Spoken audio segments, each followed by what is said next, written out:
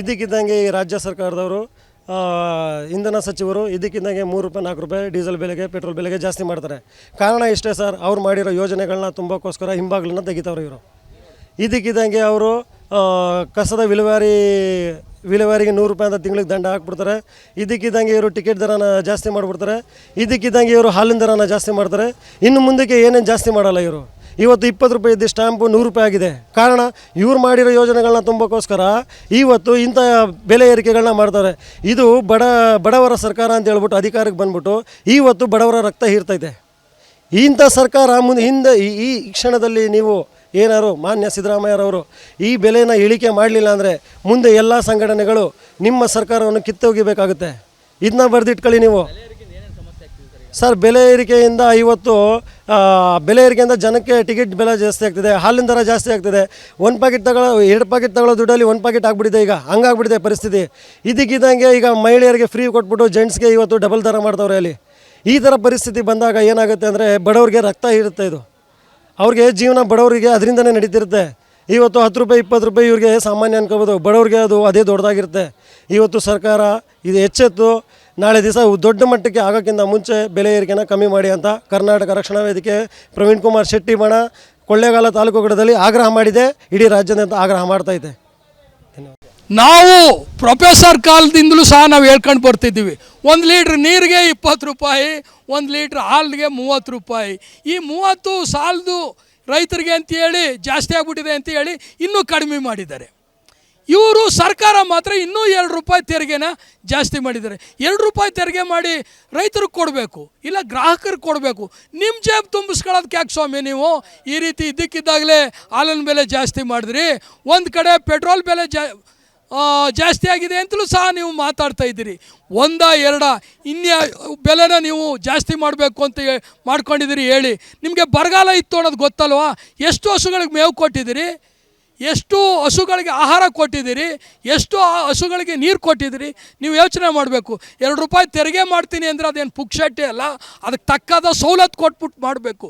ಅದು ಬಿಟ್ಟು ನೀವು 2 ರೂಪಾಯಿ ಜಾಸ್ತಿ ಕೊಡ್ತೀನಿ ಅಂದರೆ ಮತ್ತೆ 2 ರೂಪಾಯಿ ನಮಗೆ ಕೊಡ್ತಿದ್ದ ದರದಲ್ಲಿ ಯಾಕೆ ಕಡಿತ ಮಾಡಿದ್ದೀರಿ? ಅದು ಮುಖ್ಯ. ಗ್ರಾಹಕರಿಗೂ ಮೋಸ, ಇಲ್ಲಿ ಹಸು ಸಾಕ್ತಕ್ಕಂಥ ರೈತರಿಗೂ ಮೋಸ. ಇದು ಸರ್ಕಾರ ಮಾಡ್ತಕ್ಕಂಥ ಮೂರ್ಖತನ ಅಂತಕ್ಕಂಥ ಮಾತನ್ನ ಈ ಸಂದರ್ಭದಲ್ಲಿ ಹೇಳಲಿಕ್ಕೆ ಬಯಸ್ತೀನಿ. ನಮಸ್ಕಾರ. ಇವತ್ತು ನಮ್ಮ ಕರ್ನಾಟಕ ರಾಜ್ಯ ಸರ್ಕಾರ ಹಾಲಿನ ದರ 2 ರೂಪಾಯಿ 1 ಲೀಟ್ರಿಗೆ ಹೆಚ್ಚಿಗೆ ಮಾಡಿದ್ದಾರೆ. ಅದು ರೈತರಿಗಾರು ಕೊಡ್ತಿಲ್ಲ.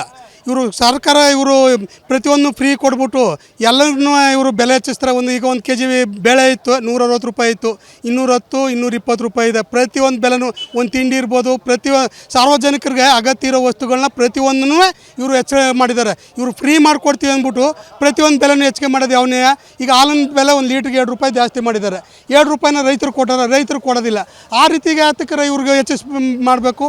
ಇದನ್ನ ಯಥಾಸ್ಥಿತಿಲಿ ಮಾಡಬೇಕು ಅನ್ನೋದು ನಮ್ಮ ಒತ್ತಾಯ. ಸಾರ್ವಜನಿಕರಿಗೆ ಅನುಕೂಲ ಆಗುತ್ತೆ. ಪೆಟ್ರೋಲ್ ಡೀಸೆಲ್ ಬೆಲೆನೂ ಹೆಚ್ಚಿನ ಇವರು ಪ್ರತಿಯೊಂದು ಫ್ರೀ ಕೊಡ್ತೀವಿ ಅಂದ್ಬಿಟ್ಟು ಇದು ಡೀಸೆಲು ಪೆಟ್ರೋಲು ಹಾಲಿನ ಬೆಲೆ ಜಾಸ್ತಿ ಮಾಡೋದು ಯಾವನೇ. ಇನ್ನು ಪಬ್ಲಿಕ್ಕು ಇದ್ರ ಬಗ್ಗೆ ಗಮನ ಹರಿಸಿ ಪ್ರತಿಯೊಂದು ನಮಗೆ ಯಥಾಸ್ಥಿತಿ ಕಾಪಾಡಿ ಅಂತಂದ್ಬಿಟ್ಟು ಹೋರಾಟ ಮಾಡಿ ಅನ್ನೋದು ನನ್ನ ಒತ್ತಾಯ. ಏನಪ್ಪ ಅಂತಂದರೆ ಈಗ ಡೀಸೆಲ್ ಬೆಲೆ ಜಾಸ್ತಿ ಆಗಿದೆ, ಪೆಟ್ರೋಲ್ ಬೆಲೆ ಜಾಸ್ತಿ ಆಗಿದೆ, ಮತ್ತು ಹಾಲಿನ ದರನೂ ಕೂಡ ಜಾಸ್ತಿ ಆಗಿದೆ. ಸಾರ್ವಜನಿಕರಿಗೆ ಕೂಡ ತಗೊಳ್ಳೋದಕ್ಕೂ ಕೂಡ ಜಾಸ್ತಿ ಮಾಡಿಬಿಟ್ಟು ಈ ಸರ್ಕಾರ ದಯವಿಟ್ಟು ನಮ್ಮ ರೈತರಿಗೂ ಕೂಡ ಯಾವ ಥರದಲ್ಲೂ ಇದು ಸೌಲಭ್ಯವಿಲ್ಲ. ಇವರು ಜೋಬ್ ತುಂಬಿಸ್ಕೊಳ್ಳೋದಕ್ಕೂ ಮಾತ್ರ ಇವರು ಇದನ್ನು ಮಾಡ್ಕೊಂಡು ಬರ್ತಿದ್ದಾರೆ ಹೊರತು ಸಾರ್ವಜನಿಕರಿಗೂ ಇಲ್ಲ, ರೈತರಿಗೂ ಇಲ್ಲ ಅಂತಂದ್ಬಿಟ್ಟು ತಮ್ಮಲ್ಲಿ ಹೇಳೋದಕ್ಕೆ ತಾನು ಮನವಿ ಪಡ್ಕೊತಾ ಇದ್ದೀನಿ ನಾನು. ದಯವಿಟ್ಟು ಸ್ವಾಮಿ, ನಮಗೆ ಆ ನೀರಿಗೆ ಅಂಗಡಿಲಿ ಕೊಡೋ ಅಂಥ ನೀರು 1 ಲೀಟ್ರ್ 20 ರೂಪಾಯಿ ಕೊಟ್ಟು ತಗೋತಾ ಇದ್ದೀವಿ ನಾವು ಸಾರ್ವಜನಿಕರು. ಹಾಲಿಗೆ ಬರೀ 30 ರೂಪಾಯಿ ಕೊಡ್ತಾ ಇದ್ದಾರೆ. ಹಾಲು ಮೇಲೋ ಇಲ್ಲ ನೀರು ಮೇಲೋ 1 ಲೀಟ್ರು. ಯೋಚನೆ ಮಾಡಬೇಕು. ಯಾರು ಯೋಚನೆ ಮಾಡಬೇಕು ಅಂದರೆ ಸರ್ಕಾರದಲ್ಲಿ ಇರೋರು ಅಂಥವ್ರು ಯೋಚನೆ ಮಾಡಿ ಮಾತಾಡಬೇಕು ಅದನ್ನು. ಅದರಿಂದ ದಯವಿಟ್ಟು ನಮ್ಮ ರೈತರಿಗೆ ಹಾಲು ದನ ಕರ ಸಾಕಿರೋರಿಗೆ ದಯವಿಟ್ಟು ಜಾಸ್ತಿ ದರ ಮಾಡಿಕೊಡ್ಬೇಕಂತ ತಮ್ಮಲ್ಲಿ ಮನವಿಯನ್ನು ಕೇಳ್ಕೊತಾ ಇದ್ದೀನಿ. ಇವತ್ತು ಸರ್ಕಾರ ಬಗ್ಗೆ ನಾವು ಏನು ಟಿ ವಿಗಳ ಮಾಧ್ಯಮದಲ್ಲಿ ನಮ್ಮ ವಿಚಾರ ಸುದ್ದಿ ಮಾಡ್ತಿರೋದು, ಇವತ್ತು ಸರ್ಕಾರ ಪೆಟ್ರೋಲು ಮತ್ತು ಡೀಸೆಲ್ನ ದಿಢೀರ್ನ 3 ರೂಪಾಯಿ ಬೆಲೆ ಏರಿಕೆ ಮಾಡಿ ಸಾಮಾನ್ಯ ಗ್ರಾಹಕರು ಈ ಥರ ಬಡ ಜನಗಳು ಇವತ್ತು ಬದುಕೋದು ಕಷ್ಟ ಆಗದ. ಈ ಸರ್ಕಾರಕ್ಕೇನೋ ಮಾನ ಮರ್ಯಾದೆ ಏನೋ ಇದಿಲ್ವ. ಈ ಸರ್ಕಾರ ಈ ಥರ ಹೆಚ್ಚಿಗೋದು ಅಲ್ಲದೆ ಇವಾಗ ನಿನ್ನೆಯಿಂದ ಹಾಲಿನ ದರವನ್ನು ಹೆಚ್ಚಿಸ್ಕೊಂಡು ಹೋಗಿದ್ದಾರೆ. ಹಾಲು ದರ ಹೆಚ್ಚಿಸೋದ್ರಿಂದ ಬಡ ಮಾಧ್ಯಮದಲ್ಲಿ ಬಡ ಕುಟುಂಬಗಳಲ್ಲಿ ಯಾವುದೇ ಆಗಲಿ ಯಾವುದೇ ಥರದ ಅನುಕೂಲ ಇಲ್ಲದೆ ಬೇರೆಯವ್ರಿಗೆ ಅನುಕೂಲ ಆಗಿರ್ತಾರೆ ಈ ಸರ್ಕಾರ ಮಾಡ್ತದೆ. ಈ ಸರ್ಕಾರ ಈ ಥರ ಲುಚ್ಚೇದ ಕೆಲಸ ಮಾಡ್ತಾರಲ್ಲ, ಏನು ಇದ್ರ ಕ್ರಮ ತಗೊಳ್ಳೋರು, ಸಂಬಂಧಪಟ್ಟ CM ಅಲ್ಲಿ ಏನು ಮಾಡ್ತಿದ್ದಾರೋ ಅಂತ ನಾನು ಮನವಿಯಲ್ಲಿ ತಿಳ್ಕೊತೀನಿ.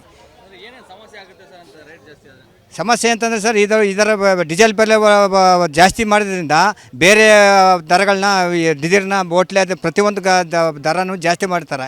ಅದರಿಂದ ಸಾಮಾನ್ಯ ಜನಗಳು ಬದುಕೋದು ಕಷ್ಟ ಆಗುತ್ತೆ ಇವತ್ತಿನ ದಿನ. ಇವತ್ತು 1 kg ಬೇಳೆ 200 ರೂಪಾಯಿ ಅಂತೇಳಿ ಎಲ್ಲ ಬಡವ್ರ ಜನಗಳು ಬದುಕೋದು ಹೆಂಗೆ ಇವರು? ಈ ಸರ್ಕಾರ ಈ ಥರ ಬೆಲೆ ಬೇರಕ್ಕೆ ಹೋದ ಸರ್. ಹಾಲಿನ ದರ ನೋಡಿ, ಹಾಲಿನ ದರ ಹೆಚ್ಚಿಗೋರೆ ಇದು ಯಾವುದೇ ಹಾಲನ್ನ ಗ್ರಾಹಕರಿಗಾಗಲಿ ಅಥವಾ ಬೇರೆ ಇದ್ರಿಗೆ ಸರ್ಕಾರಕ್ಕೆ ಇದು ಅದು ಲಾಭ ಅವ್ರು ಮಾಡ್ಕೊಂಡ್ರೆ ಕೆಲಸ. ಇದು ಯಾವುದೇ ಥರದಲ್ಲಿ ಅನುಕೂಲ ಇಲ್ಲ ಇವರು ಹೆಚ್ಚಿಸ್ಕೊಂಡಿರೋದು. ಸರ್, ನಮ್ಮ ಹೆಸರು ರಂಗಸ್ವಾಮಿ ಅಂತ, RT ರಂಗಸ್ವಾಮಿ ಅಂತ, ಕೊಳ್ಳೇಗಾಲ. ಅನುಕ್ಷಣದ ಸುದ್ದಿಗಳಿಗಾಗಿ ವಿಸ್ತಾರ ನ್ಯೂಸ್ ಯೂಟ್ಯೂಬ್ ಚಾನೆಲ್ ಸಬ್ಸ್ಕ್ರೈಬ್ ಮಾಡಿ. ಹೊಸ ಸುದ್ದಿಗಳ ನೋಟಿಫಿಕೇಶನ್ಗಾಗಿ ಬೆಲ್ ಐಕಾನ್ ಕ್ಲಿಕ್ ಮಾಡಿ. ಲೇಟೆಸ್ಟ್ ಅಪ್ಡೇಟ್ಸ್ಗಾಗಿ www.vistaranews.com ವೆಬ್ಸೈಟ್ಗೆ ವಿಸಿಟ್ ಮಾಡಿ. ಅಂಗೈಯಲ್ಲೇ ಜಗತ್ತಿನ ಸುದ್ದಿ ತಿಳಿಯಲು ವಿಸ್ತಾರ ನ್ಯೂಸ್ ಕನ್ನಡ ಆಪ್ ಡೌನ್ಲೋಡ್ ಮಾಡಿ.